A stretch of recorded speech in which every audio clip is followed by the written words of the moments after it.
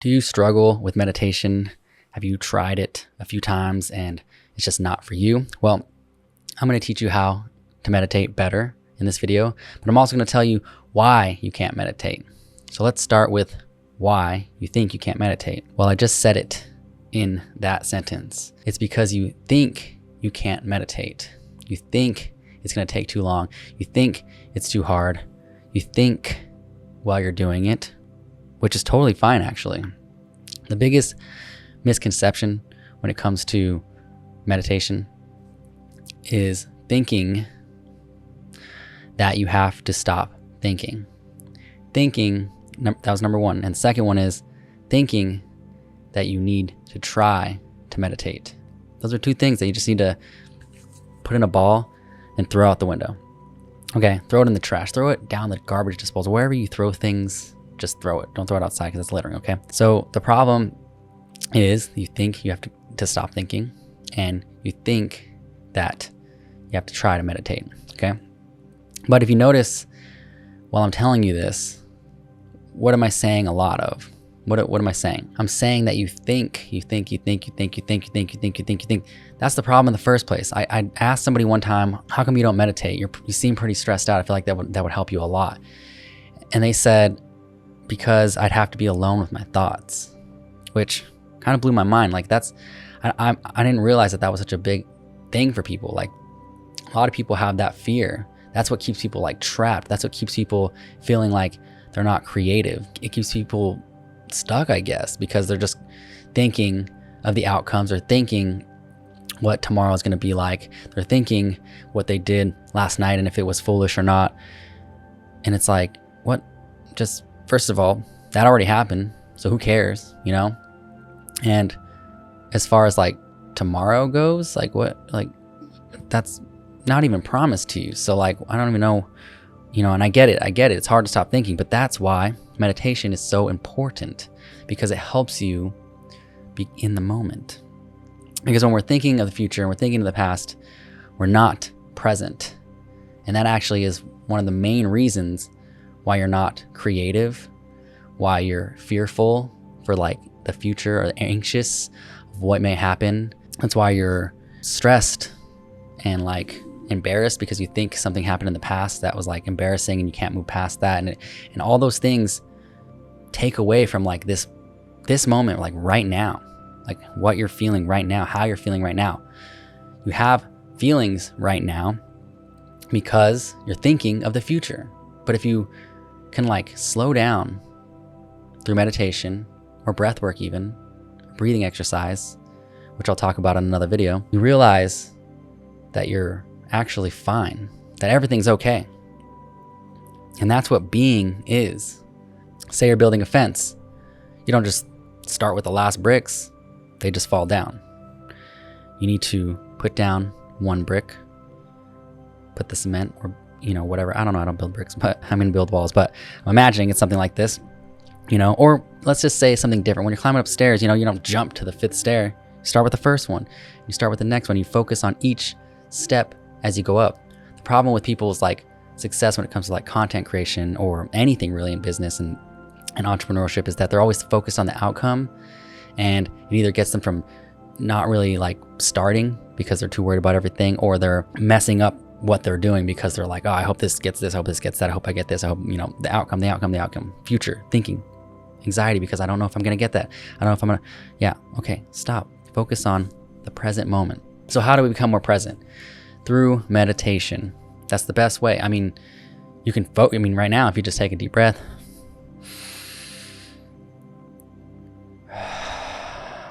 do it with me. Take a deep breath with me right now, okay? Let it out. Go in. Hold. And let it out. That was the present moment. You probably feel a little bit better too. That space as you're going in. That hold, that space as you hold. That space as you let it out. That's the present moment. And in there's no fear, there's no anxiety, there's no outcome. There's just being. Just being. Okay. So we talked about why you suck at meditation. Because you think too much. Okay, now let's focus on how to meditate better. So one of the things I teach my clients is meditation and how to meditate better. I first tell them about this, let them know they're overthinking things, because a lot of times the reason why they're worried, the reason why they're fearful, the reason why they think they're not good enough is because they think too much. They're thinking about everything all the time. They're less magnetic because of it. They're less focused on other people. They're really selfish. They're really, because they're overthinking. So I teach them how to meditate better. And there's a few ways you can do it. You can start with guided meditations if you want to. That's really good for like being in the moment. There is transcendental meditation, which I'm not allowed to teach, but I teach mantra meditation because I give my clients an anchor. And I also can find personalized mantras that make it even more powerful. But for the sake of this video, and because you haven't reached out yet, let's focus on a mantra, and that's going to be the word one. One can mean anything. It can mean wholeness. It could mean oneness with everybody as well. It can mean like I'm the one, I am. It can mean anything, but it's not really supposed to mean anything.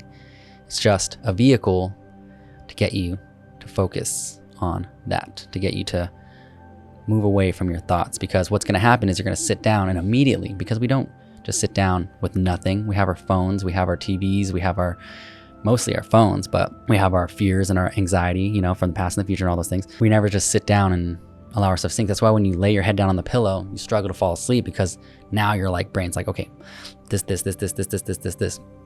And that's why meditation is important too. It'll help you sleep better. It actually gives you 10 times deeper rest than sleep does. So super important. So what you're going to do, you want to sit down and you want to take a deep breath again. You always want to start with a few deep breaths. That really kind of relaxes the autonomic nervous system. So I could even use a few deep breaths right now because I'm kind of, excited to share this. So when I get excited about something, I kind of start spewing it out. But you want to take a few deep breaths and then focus on what you can hear. Focus on that for a few minutes if you need to. Could be 1 minute. Don't worry about the time. Just focus on what's around you. What can you hear? Can you hear cars passing by? Can you hear the fan moving? Can you hear, someone listening to TV in the background? Or maybe it's your cat or dog breathing next to you or something like that. But what can you hear? Focus on that. And then move that over to what you can feel. So maybe it's your butt against the chair. Maybe it's your pants you're wearing or shorts or your shirt on your body. Or maybe you feel your heart beating now because you're a little bit more present than you usually are. And then after that, focus on what you can smell. Maybe it's the familiar smell of your house. Maybe it's someone cooking outside and it's coming because your windows are open. Maybe it's just your normal smell that maybe it's just the cold air coming in, the warmer coming out. What are you smelling right now though? What is it? And then focus on what you can taste.